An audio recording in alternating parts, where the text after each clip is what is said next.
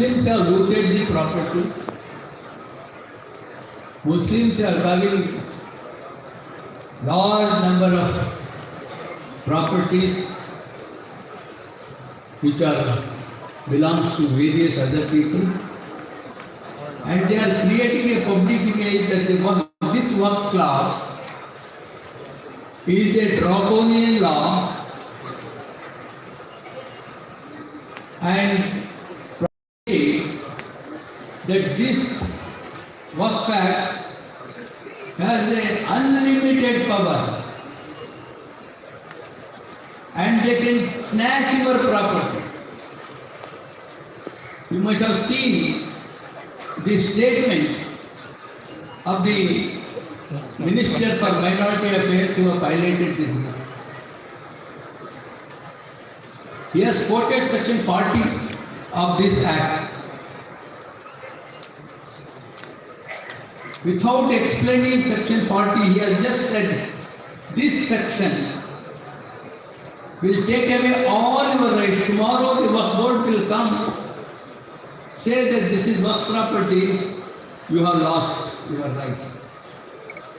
This is the sort of propaganda they are doing, and that is what unfortunately the Muslim brethren, the non-Muslim brethren have understood the law.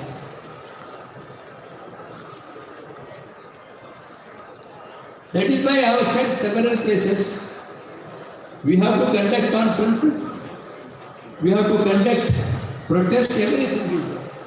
Yes, along with it, we should try to explain the positions of our non-Muslim people through press conference, through interaction. We have not been interacting with other Muslim, non-Muslim brothers to clear their doubts. So this is one of the agenda, the Muslim community, if you want to protect, we have to seek the support of everybody. Unless we do that, we may lose the battle. And we will succumb to the designs of the BJP. Now, what is that they are doing in this bill? First, let us understand what is Waqf. Waqf is dedication by a Muslim for a religious or charitable purpose. And once a Waqif dedicates, he loses all rights in that, whether movable or immovable property. It becomes, he is giving in the name of Allah, a God. And all rights of the Waqif will go away, and Allah is in effect the owner of all the Waqf. Now, Waqf is a relation between an individual who has dedicated in Allah. It is not of anybody else. Directly the relation of Waqif and Allah is established because he seeks from Allah the blessings, that is for the sake of society benefit he has given. Sawab Jariya, what we say, is the purpose for which any person can dedicate. Because in 2013, we amended that even non-Muslims who have dedicated for pious and charitable purpose also will be treated as Waqf.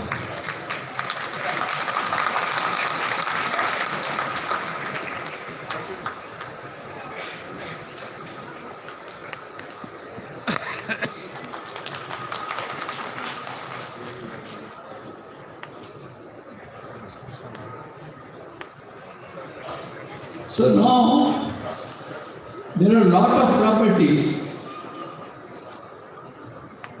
which have been dedicated in the past by kings, non-Muslim kings, rulers, all that. That also is Waqf property today because it is given to the Muslims for religious and charitable purpose. So thousands and thousands of acres of land have been given in the past, even by non-Muslim, for the purpose of Waqf, for the benefit of Waqf, for the management of various dargahs, mosques and other things. Now one of the objectives is now they want to undo the Supreme Court decision, which is once a Waqf, always a Waqf. This decision has completely decided that Waqf properties cannot be changed. The characteristic of the Waqf properties cannot be changed. That is one thing because the Supreme Court has retaliated in several other judgments after that was. So now the concern is there are several hundreds and thousands of land given for maintenance of dargahs, shrines and others. I will just give you a certain example.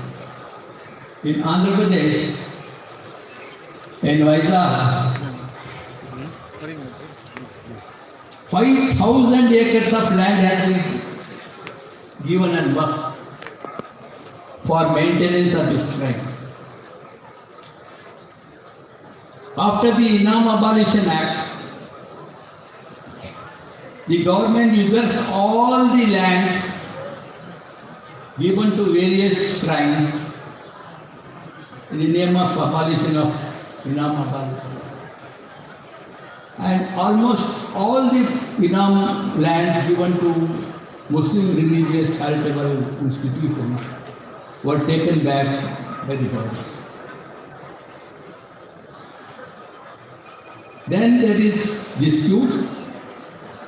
So ultimately, the Supreme Court held that lands, grants given for a permanent, for the maintenance of the shrines, not for the maintenance of the mutwallis or other things, but shrines, is a permanent dedication, and that characteristic cannot be changed, it remains permanent.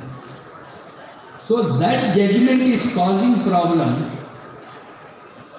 That 5,000 acres land I told you in Andhra Pradesh. The Andhra Pradesh government had granted about 2,000 acres of land out of that.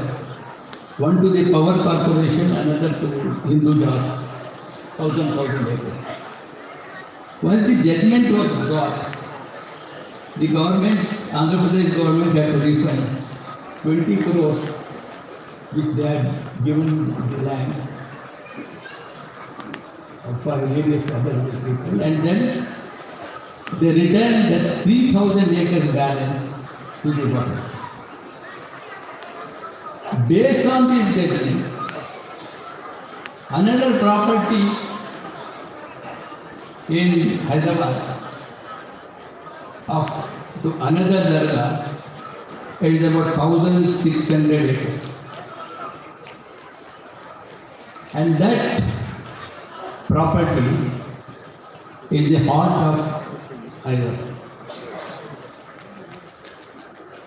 And what has happened is, the case is going on and the government has taken over all the land.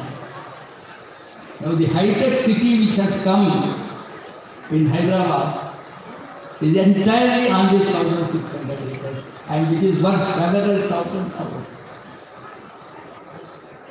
The Supreme Court itself has estimated the value of these properties 34,000 crores. So these are some of the things which they are not able to digest. They want to reverse. This is one of the objectives of it. And then Srimati Indira Gandhi, the government is in possession of several Waqf properties. Several speakers have said that government is the biggest encroacher. She has given direction that if the Waqf property, it is a Waqf property, the government don't need it to return that. One.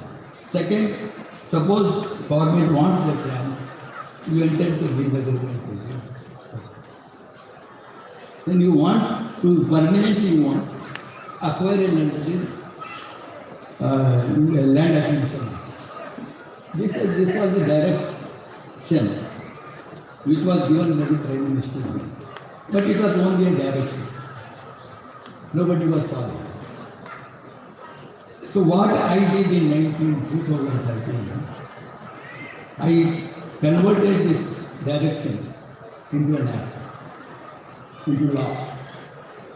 Now the law is, once the tribunal, a land which is under the possession of the government, once the tribunal decides that it is a Waqf property, the government has to return that property within 6 months after decision of the tribunal. If they want it, they have to use the normal land acquisition and acquire it and pay adequate compensation. This is another change we brought in 2000. Apart from that, in 2013 amendment is brought with broader consultation. Some of my colleagues are there, but then they were members of parliament and I did my best to get consensus, including BJP. I will show you. This is the manifesto of BJP of 2009.